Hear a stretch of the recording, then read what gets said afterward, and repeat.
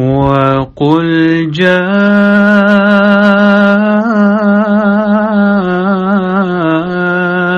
الْحَقُّ وَزَهَقَ الْبَاطِلُ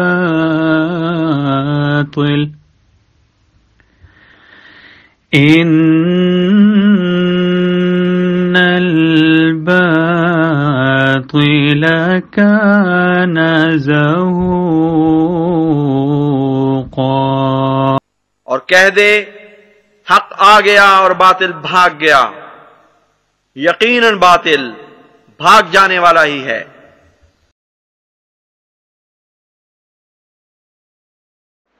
اعوذ باللہ من الشیطان الرجیم، بسم اللہ الرحمن الرحیم۔ خاکسار محمد اعظم سیفی خادم سلسلہ جماعت احمدیہ کی طرف سے آپ تمام احباب کی خدمت میں السلام علیکم ورحمۃ اللہ وبرکاتہ۔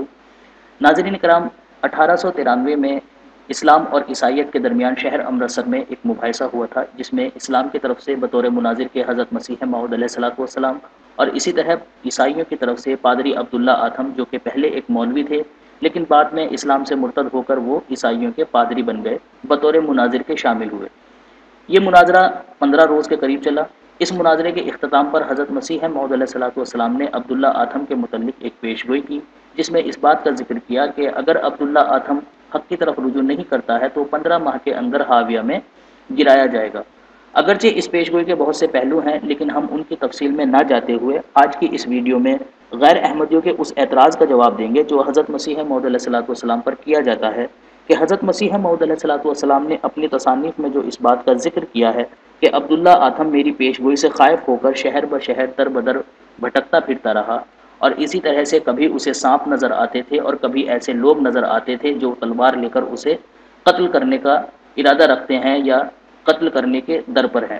تو غیر احمدیوں کی طرف سے یہ اعتراض کیا جاتا ہے کہ حضرت مسیح موعود علیہ الصلوۃ والسلام نے جو یہ باتیں اپنی تصانیف میں لکھی ہے یہ جھوٹ ہیں۔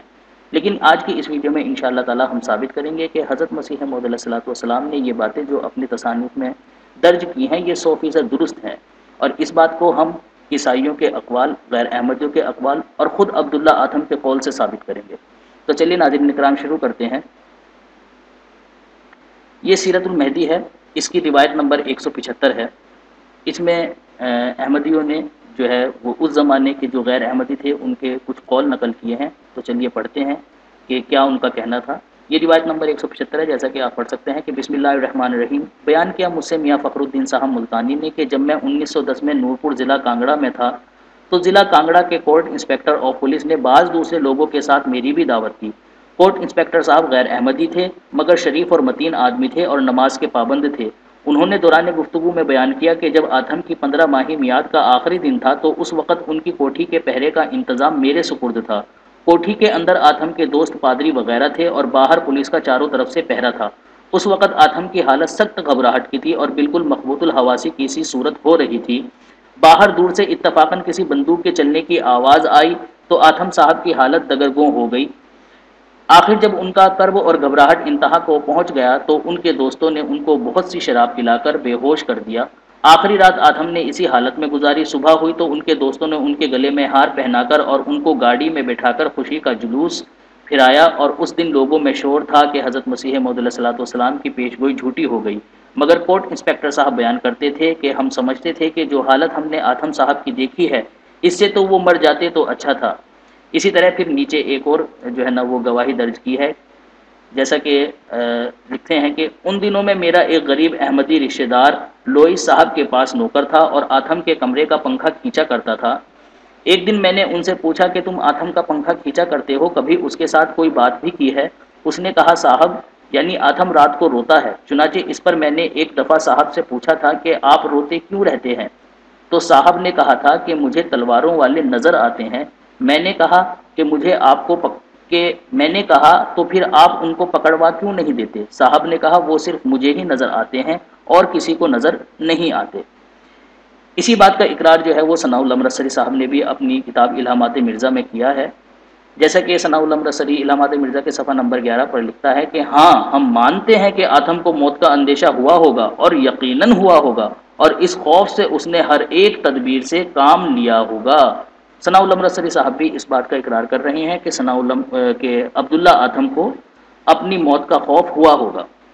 اب ہم عیسائیوں کے اقوال کی طرف چلتے ہیں۔ یہ نور افشا اخبار ہے 21 ستمبر 1894 کا۔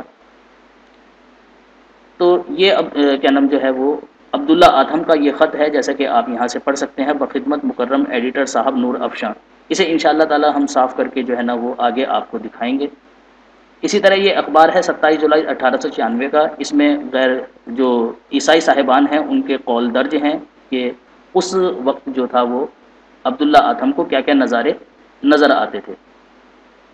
یہ 27 جولائی 1894 کا جو ہے وہ اخبار ہے، آپ آسانی سے اس کو پڑھ سکتے ہیں، یہ کافی حد تک جو ہے وہ صاف ہے۔